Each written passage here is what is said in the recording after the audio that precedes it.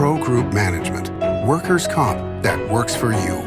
This is 7 at 7 from the Las Vegas Review-Journal. A new break in the case of a man stabbed to death on a walking trail last month. Details on an arrest coming up. Thanks for joining us on 7 at 7 tonight. I'm Lena Bleetz. Still ahead on 7 at 7, the identities of two people killed in a head-on collision over the weekend are revealed, and the head of a Summerlin school resigns following the arrest of a teacher accused of child abuse. Plus, if you're hoping to witness weather history, it could happen this week, but you'll probably want to stay inside. We'll tell you about potential record-setting temperatures.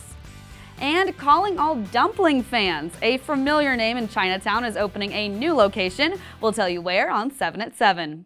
We begin with top stories sponsored by Nevada Hand Silver Sky Assisted Living Community. Learn more at nevadahan.org.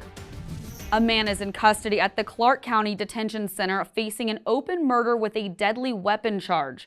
46-year-old Elvis Ruvalcaba was arrested by Las Vegas Metro Police on Friday after 34-year-old Joseph Benavente was found dead near a walking trail on May 25th. Police say they found Benavente suffering from a stab wound in the 2600 block of South Lamb Boulevard. He was pronounced dead at the scene. We now know the identities of two people killed on Saturday when a wrong-way driver struck their vehicle near Boulder City. The Clark County Coroner's Office said they were 19-year-old Virginia Whiting and 21-year-old Antonio Aguilera, and both were from the Phoenix-Glendale area. According to Nevada Highway Patrol, an unidentified motorist struck the victims head-on, suffered minor injuries, and was expected to be jailed on suspicion of DUI. The head of a Summerlin preschool is out of a job. Sharon Naffo resigned from Schenker Academy following the arrest of a teacher accused of abusing a student. 33-year-old Erica Westover was arrested in May and charged with felony child abuse or neglect. She is not allowed near the campus. For now, former CEO of Solomon Day School will be filling in as interim head of the school while it looks for a successor. Former President Donald Trump is expected to visit Las Vegas on Sunday after he was convicted of 34 felonies last Thursday. Trump is scheduled to hold a rally at noon at Sunset Park, located at 2601 East Sunset Road, according to his campaign website. For more information and to reserve tickets, visit donaldjtrump.com. In weather, sponsored by Star Nursery, your garden's partner for every bloomin' thing.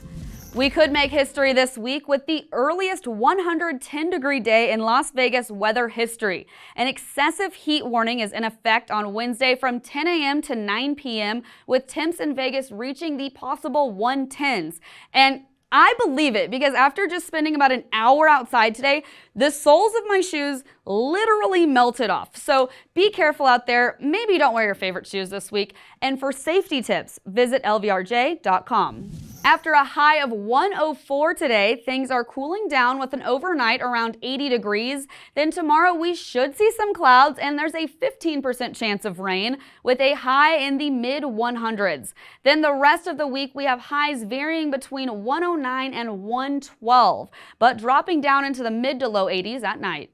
Up next is our business update. A popular Chinatown dumpling spot, Shanghai Taste, will open a new Southwest location this Saturday. The Chinatown staple known for its dumplings is debuting its second shop near South Rainbow Boulevard and Windmill Lane. The new location is 50% larger than the original restaurant and offers more dine-in seating. With the expansion comes new menu options, including treasure noodles and wok fried shrimp. You can be one of the first to eat at the new location and enjoy a dragon dance at the ribbon cutting on June 8th. Now for a sports update sponsored by PT's Taverns, your place to watch all the sports action. Another accolade for Asia Wilson. She has been named the WNBA's Western Conference Player of the Month for May.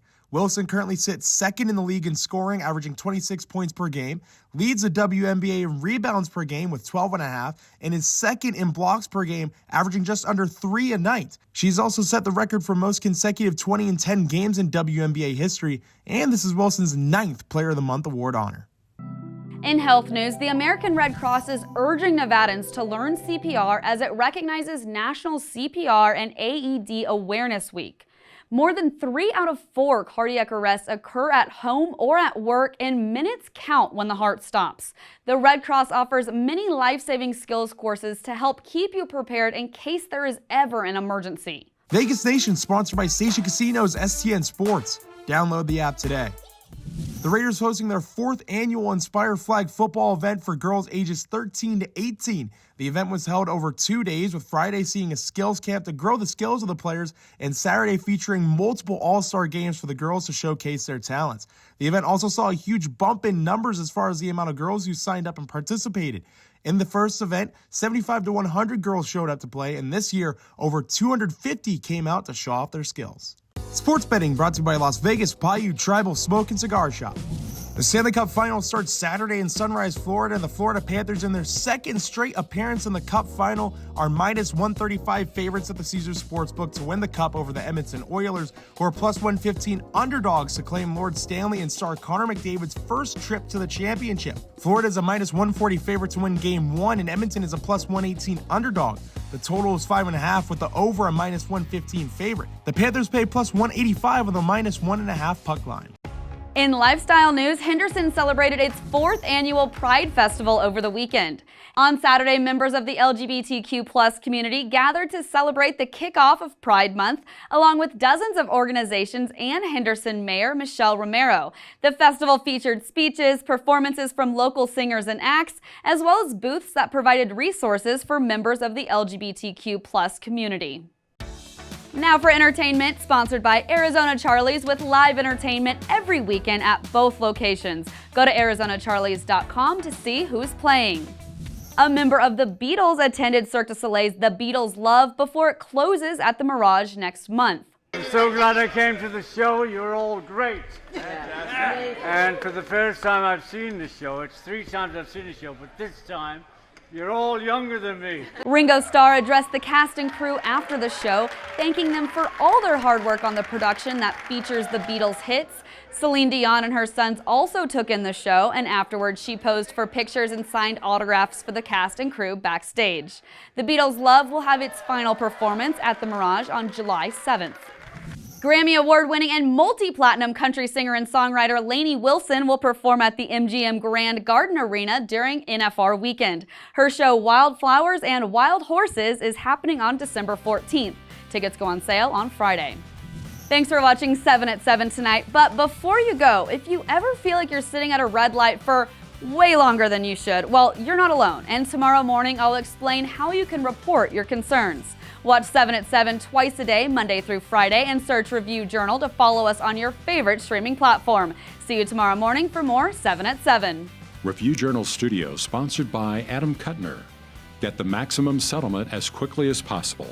This 7 at 7 update, sponsored by Pro Group Management. You're watching 7 at 7 from the Las Vegas Review Journal.